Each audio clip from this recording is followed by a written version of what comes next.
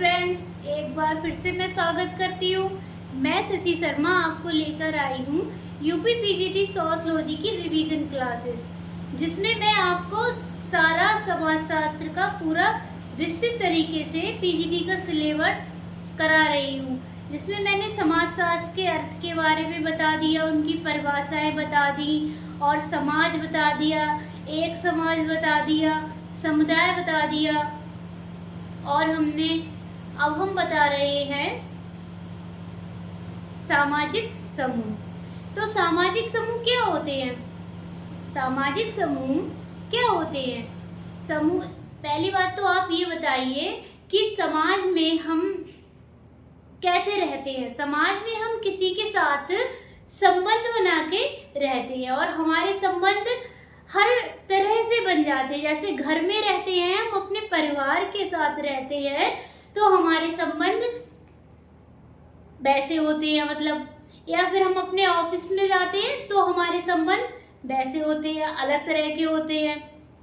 ऐसे ही हम कहीं मतलब ट्रेन वगैरह में सफर कर रहे हैं तो संबंध हमारे कैसे होते हैं, उस तरह के होते हैं।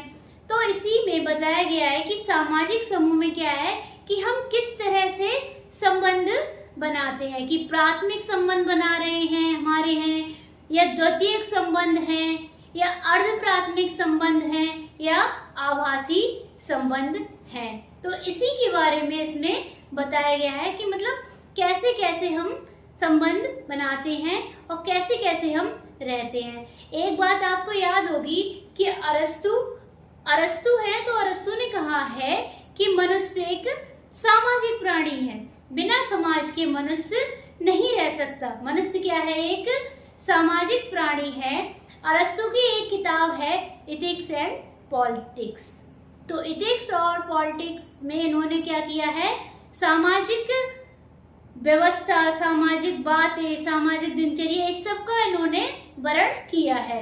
इसी में इन्होंने कहा है कि मनुष्य क्या है, सामाजिक प्राणी है, बिना समाज में रहे मनुष्य नहीं रह सकता, बिना समाज के मनुष्य नहीं रह सकता या कल्पना ही नहीं कर सकता। तो इसी प्रकार से हम बता रहे हैं कि सामाजिक समूह में क्या है। आइए हम देखते हैं सामाजिक समूह के बारे में। तो सामाजिक समूह यानी कि सोशल ग्रुप। सोशल ग्रुप में क्या है कि हम कैसे कैसे दूसरे के साथ संबंध स्थापित करते हैं, ये मैंने आपको अभी बता दिया। अब हम सीधे क्या करते हैं, परिभाषाओं पर चलते हैं। तो सबसे पहले हमारी परिभाषा आती है निकल के मैकइवर और पेस की। मैकइवर और पेस क्या कहते हैं? मैकइवर और पेस की एक किताब है सोसाइटी, और मैकइवर ने सीमावर्ती समाज के बारे में, सीमावर्ती समुदाय के बारे में बताया है। ऐसे समुदाय हैं जो समुदाय की आंशिक विशेषताएं उनमें आती हैं, तो वो होते हैं सीमावर्ती समुदाय। और इन्होंने क्या बताया है, जहाँ कहीं जीवन है वहीं समाज है, जहाँ कहीं जीवन है वहीं समाज है। सामाजिक संबंधों के जाल की बात करते हैं और समाज को एक जटिल व्यवस्था बताते हैं। तो यही इन्होंने एक यहाँ पे भी एक परिभाषा बताई है। जब सामाजिक संबंध की बात करते हैं तो इसमें भी इन्होंने सामाजिक संबंध के बारे में ही बताया है। तो मैकइवर पेस क्या कहते हैं, समूह से हमारा तात्पर्य व्यक्तियों के किसी ऐसे संग्रह से है जो एक दूसरे के साथ क्या है, सामाजिक संबंध स्थापित करते हैं। समूह से क्या तात्पर्य है कि व्यक्तियों के एक ऐसे संग्रह से बताया है जो क्या है, सामाजिक संबंध स्थापित करते हैं। हमको क्या करना है, हमको कीवर्डों पे ध्यान देना है। इसमें क्या आ गया, सामाजिक संबंध। और मैकइवर हमेशा सामाजिक संबंध की ही बात करते हैं।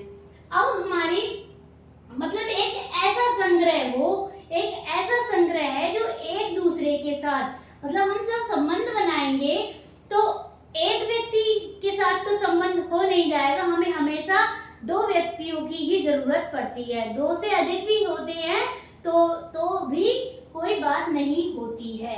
तो क्या है, एक दूसरे के साथ क्या है, सामाजिक संबंध स्थापित करते हैं। सामाजिक संबंध यानी कि मैकइवर पेज। अब हमारी दूसरी परिभाषा निकल के आती है आर्गन तथा निम्कोफ। आर्गन तथा निम्कोफ क्या कहते हैं कि जब कभी दो या दो से अधिक व्यक्ति एक साथ मिलते हैं और एक दूसरे पर क्या है, प्रभाव डालते हैं, तो वे एक समूह का निर्माण करते हैं।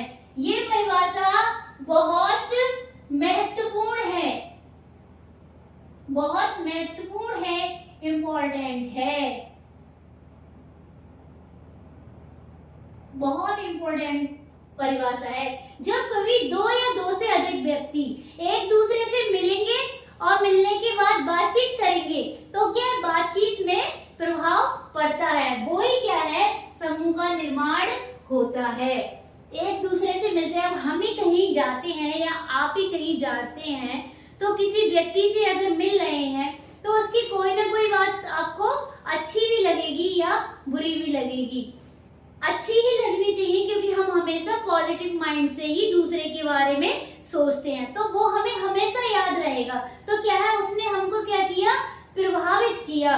तो यही ये कह रहे हैं कि जब हम कभी किसी व्यक्ति से मिलते हैं और मिलने के बाद वो व्यक्ति क्या है, हम पर प्रभाव डालता है, हमको प्रभावित करता है, तो वही क्या है, हमारे समूह का निर्माण हो जाता है। तो हम क्या उसे अपने समूह में शामिल कर लेंगे कि हाँ भैया वो बहुत अच्छा है, कभी हमें याद करेंगे तो हाँ उसकी बात हमें ये बहुत अच्छी लगी। तो यही आर्गन कह रहे हैं, आर्गन और निम्कोफ कह रहे हैं कि दो या दो से अधिक व्यक्ति जब कभी मिलते हैं और मिलने के बाद एक दूसरे को प्रभावित करते हैं, प्रभाव डालते हैं, तो वही क्या है, समाज समूह का निर्माण हो जाता है। अब हमारी तीसरी परिभाषा निकल के आती है बोगार्डस। बोगार्डस ने समुदाय में क्या बताया है, हम की भावना को बताया है। हम की जहाँ निश्चित भौगोलिक क्षेत्र हो, हम की भावना हो, व्यक्तियों का समूह हो, वो क्या होता है, समुदाय होता है। उसे क्या कहते हैं, समुदाय कहते हैं। तो बोगार्डस जहाँ पे दिखे वहाँ पे हम की भावना तो होना ही चाहिए। तो अब ये क्या कहते हैं कि एक सामाजिक समूह दो या दो से अधिक व्यक्तियों की ऐसी संस्था को कहते हैं। कीवर्ड निकल के आ गया, एक सामाजिक समूह क्या है, दो या दो से अधिक व्यक्तियों की ऐसी संस्था को कहते हैं जिनका ध्यान कुछ सामान्य उद्देश्यों पर हो। मतलब दो या दो से अधिक व्यक्तियों को एक ऐसी संस्था बता दिया जिसका ध्यान क्या है, कुछ उद्देश्यों पर, कुछ सामान्य उद्देश्यों पर बता दिया, और जो एक दूसरे को प्रेरणा दे, जिनमें भक्ति हो और जो सामान्य क्रियाओं में शामिल हो। तो इन्होंने 3-4 इनके कीवर्ड निकल के आते हैं। दो या दो से अधिक व्यक्तियों की ऐसी संस्था जिनका ध्यान क्या है, कुछ सामान्य उद्देश्यों पर हो। एक संस्था हो और उसका ध्यान क्या हो, कुछ सामान्य उद्देश्यों पर हो, और जो क्या है, जो सामान्य उद्देश्य होंगे तो हमको क्या है, प्रेरणा भी देंगे। प्रेरणा देंगे तो उसमें भक्ति भी आएगी और सामान्य क्रियाएं भी शामिल हो जाएंगी। तो ये क्या कहते हैं, बोगार्डस कहते हैं। एक संस्था बता दिया समूह के लिए, और क्या बताया, सामान्य उद्देश्य बता दिए। उस संस्था में क्या करा, उन संस्था में सामान्य उद्देश्यों को पूरा किया गया, और सामान्य उद्देश्यों के बाद हमें प्रेरणा मिली, हमें भक्ति मिली, और हम क्या फिर क्या करने लगे, सामान्य क्रियाएं करने लगे। तो ये किसने बताया, बोगार्डस ने बताया। देखिए, याद करने के लिए हम किसी भी तरह से याद कर सकते हैं, उसमें से कीवर्ड निकालें और उसी के लिए एक कहानी की तरह हम पढ़ लें, हमारे लिए बहुत अच्छे से याद हो जाएगा। अब देखो, हमने इसमें कितना आराम से आपको निकाल दिया कि समूह को क्या बता दिया, संस्था बता दिया, और संस्था में क्या हुआ, सामान्य उद्देश्य पूरे किए गए। संस्था करती भी सामान्य उद्देश्य, मतलब उद्देश्यों को पूरा ही करती है संस्था, साधन का कार्य करती है संस्था। तो क्या हुआ, इन्होंने संस्था बता दिया समूह के लिए, और उसने क्या बताया, सामान्य उद्देश्यों को पूरा करने को बता दिया। और जब हम सामान्य उद्देश्यों को पूरा कर रहे हैं तो हमें क्या मिल रही है, प्रेरणा मिल रही है, हमको भक्ति मिल रही है, जिससे कि हम क्या है अपनी सामान्य क्रियाओं को पूरा कर रहे हैं। तो ये इन्होंने बताया। अगर हम बहुत गहराई से पढ़ाई कर रहे हैं, बहुत डीपली पढ़ाई करेंगे, तो कितने भी क्वेश्चन आ जाए हम उनको सॉल्व करते हुए चले जाएंगे। हमें वन लाइनर क्वेश्चन करने की कोई जरूरत नहीं पड़ेगी। जो मार्केट में बुकें आती है वन लाइनर वाली, ऑब्जेक्टिव वाली, वो सही नहीं है, क्योंकि जब हम उनको तो हम रटेंगे, जब हमें कुछ पता ही नहीं है तो हम उनको केवल रटते चले जाएंगे। लेकिन जब हम गहराई से परिभाषा पढ़ रहे हैं, सारी विशेषताएं पढ़ रहे हैं, महत्व पढ़ रहे हैं, उनका अंतर कर रहे हैं, तो हमें क्या जरूरत है, हमें ये ऑब्जेक्टिव वाली बुकें पढ़ने का, है ना। ऑब्जेक्टिव वाली जो किताबें हैं उनको हमें नहीं पढ़ना चाहिए। हमें किसी भी कंपटीशन की तैयारी करें, हम उसमें बिल्कुल घुस जाएं। जब हम घुस के तैयारी नहीं करेंगे, डीपली तैयारी नहीं करेंगे, तो हमारे बस की बात नहीं है कि हम कोई भी कंपटीशन पास कर लें। तो यही मैं कहना चाहती हूँ कि आप कोई भी तैयारी करें, बहुत ही अच्छी तरह से करें, मन से करें। चाहे पढ़े भले 1 घंटा, लेकिन पढ़े मन से, जिससे कि आपको पूरा तैयार हो जाए। जैसे कोई विचारक है तो विचारक के बारे में पूरी बातें पढ़िए, तभी आपको समझ में आएगा कि हाँ हम फिर कितने भी वन लाइनर क्वेश्चन आ जाए आप तो लगाते चले जाओगे, कितना भी टफ क्वेश्चन आ जाए। तो यही मैं बताना चाह रही हूँ कि हमको रट्टा नहीं मारना है, हमको गहराई में जाके पढ़ना है। ठीक है, अब हम करते हैं, थोड़ा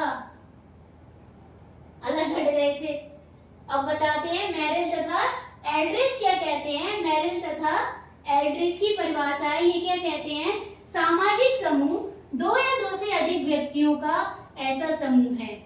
समूह तो होगा ही 2 या 2 से अधिक व्यक्तियों का, जिसमें एक लंबी संचार होता है, जिनमें एक लंबी संचार से होता है, जिसमें एक लंबी से संचार होता रहता है, और जो एक सामान्य प्रकार या प्रयोजन के अनुसार कार्य करते हैं।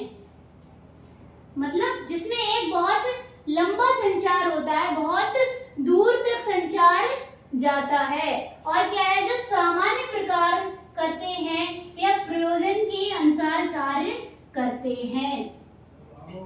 ठीक है, ये इन्होंने इसमें बताया। सामाजिक समूह 2 या 2 से अधिक व्यक्तियों का ऐसा समूह बताया है जिसमें एक लंबा संचार होता है। लंबा ही संचार होगा क्योंकि हमारे परिवार में क्या है, समूह है। परिवार कैसा समूह है, प्राथमिक है, प्राथमिक संबंध होते हैं परिवार में। तो हम क्या है, लंबी दूरी तक चला जाता है, और उसमें क्या है, सामान्य ही प्रकार होते हैं या प्रयोजन के अनुसार ही हम क्या है, कार्य करते हैं। अब आते हैं हमारे एडवर्ड सापिर।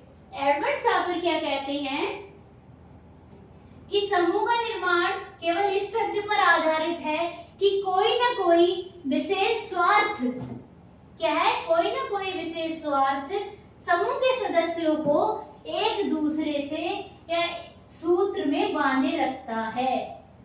क्या है कि समूह का निर्माण केवल इस तथ्य पर आधारित है कि कोई ना कोई विशेष स्वार्थ समूह के सदस्य को एक सूत्र में क्या है, बांधे रखता है। तो सापिर, सा से सापिर और सा से क्या है, स्वार्थ। सा से सापिर, सा से स्वार्थ। बस एडवर्ड सापिर क्या कहते हैं, जहां पे विशेष स्वार्थ हो वहीं पे क्या है, समूह का निर्माण हो जाएगा। अब हमारे निकल के आते हैं मर्टन।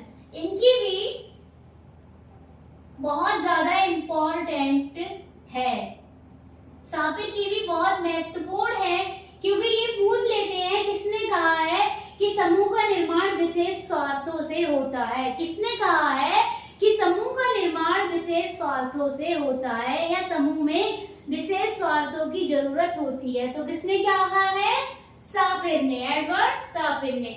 अब आते हैं हमारे मर्टन। मर्टन की तो ये बहुत ही ज्यादा मोस्ट इम्पोर्टेंट है। ये क्या, इन्होंने क्या 3 बातें बताई हैं समूह के निर्माण के लिए। इन्होंने 3 बातें समूह के लिए जरूरी बताई हैं, तभी क्या है हम उसे समूह कह सकते हैं। तो कौन कौन सी बातें हैं? सबसे पहले 2 या 2 से अधिक व्यक्ति हो। बिल्कुल, समूह में 2 या 2 से अधिक व्यक्ति होना बहुत जरूरी है। तो पहली बात 2 या 2 से अधिक व्यक्ति हो। दूसरा, इनमें सामाजिक संबंध पाया जाना, सामाजिक संबंध पाया जाना और बार बार क्या है, अंतःक्रिया होना। सामाजिक संबंध पाया जाना और क्या है, अंतःक्रिया होना। पहली बात 2 या 2 से अधिक व्यक्ति, दूसरी बात सामाजिक संबंध पाया जाना और बार बार क्या है, अंतःक्रिया होना। ऐसा नहीं कि हम एक बार उससे मिली आए जाके, एक बार हमने उससे बात कर ली तो वो समूह नहीं है हमारा। हमें उससे बार बार बात करनी है, वो हमारे यहाँ आए हम उसके यहाँ जाएं, तो ये क्या हो गया, हमारा अंतःक्रिया होगी। अंतःक्रिया को मैंने पहले भी आपको कई बार बता रखा है कि अंतःक्रिया क्या होती है। जब हम किसी से बात करते हैं, बात करेंगे और बात के बदले में वो क्या करेगा, प्रतिक्रिया करेगा, कोई ना कोई क्या करेगा, जवाब देगा, तो वो ही क्या हो जाएगी, हमारी अंतःक्रिया हो जाएगी। अंतःक्रिया हो जाएगी।